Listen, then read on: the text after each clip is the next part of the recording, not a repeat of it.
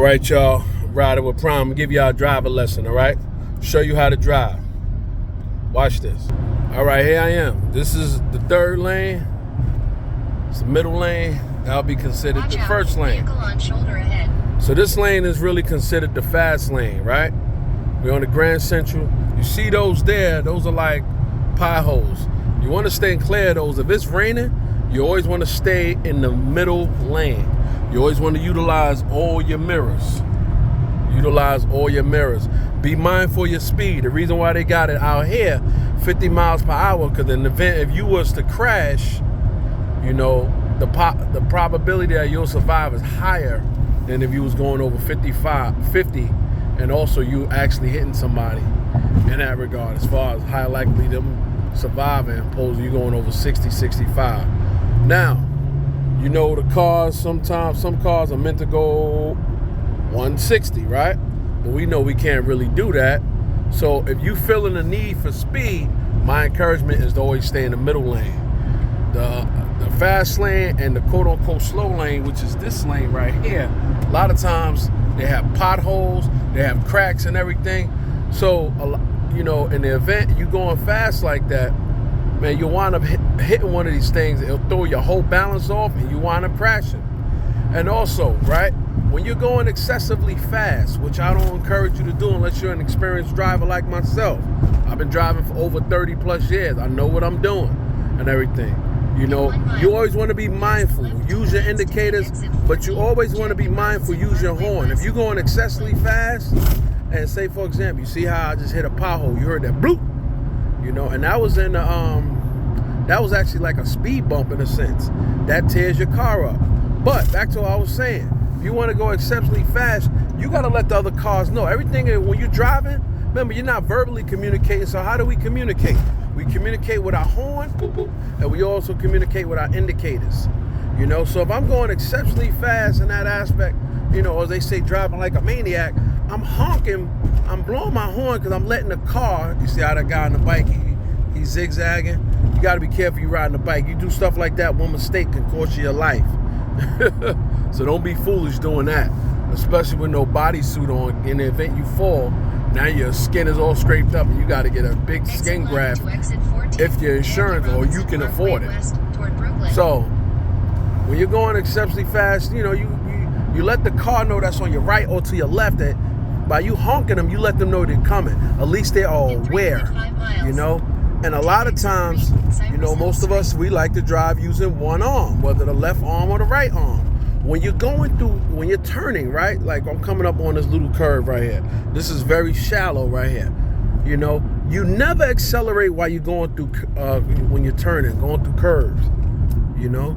See how small this space is? Now, whoever was the architect of this didn't design this properly. If you're speeding excessively and you got a car like how that one is, you could possibly hit that car. So you want to really pretty much slow down, you know.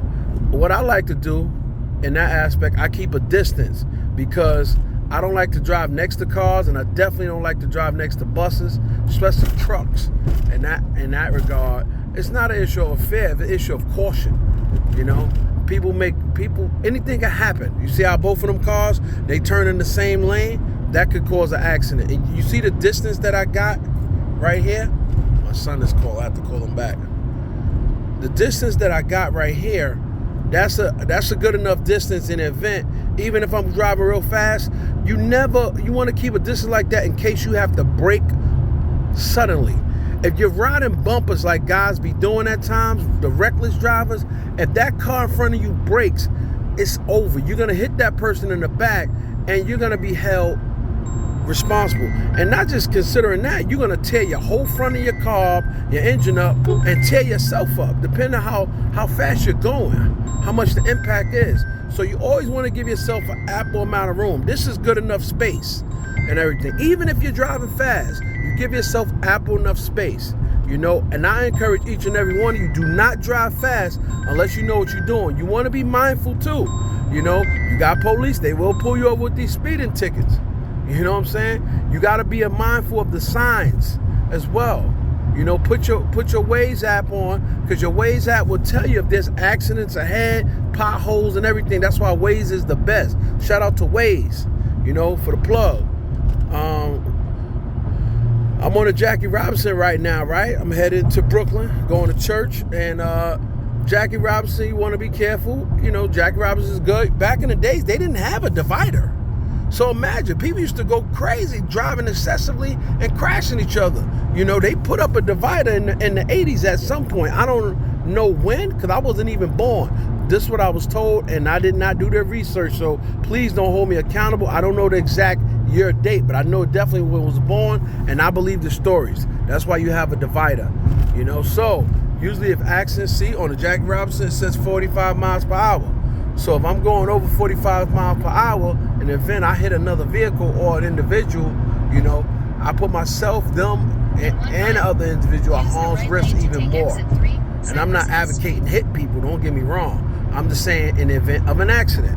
So how to avoid accidents when you're driving, right? Especially in the rain. If you got a 3-lane, go in the middle lane when it's raining. You know, do not accelerate fast. You know, if you lose control of the car, if your car's, you know, shifting to the left, you turn more into the left. You go with the flow of the car so you can regain control. Lastly, I wanted to say about to those who got rear wheel driving. You know, if you are not an experienced forklift driver or you never drove a forklift, I would encourage each and every one of you to go to school to learn how to drive that car. Those type of cars, very dangerous. You can lose control very easy. The only benefit I see to having cars like that, you know, rear wheel, is that you know, if you're a trickster, you'll be able to do donuts. Other than that, especially if you a speed demon, man, your butt be going to heaven or going before the Father quicker than you know it. So many people on this highway alone has died, you know, or gotten crippled, paralyzed, you know. So I would encourage you, if you're going to get a wheel to drive, either get a front wheel or all wheel. Never get a rear wheel unless you're an experienced driver. Rear wheel, as far as working in a forklift, so you know how to handle it. And even outside of that, you know, rest in peace to Paul Walker. You know, he had a professional driver. Rear wheel, lost control of the car. So I never encourage anybody to get those type of cars. Rear wheel. I don't care how good and experienced you are, you could be the best. Man, you lose control on that type of car, it's over for you. So always get all wheel or front wheel. But if you choose to get rear wheel, please go to school, get proper training and everything for it, all right? So more content on the way. Peace and blessings, y'all, you know, and make sure you click and subscribe to Rodimus Prime. Peace!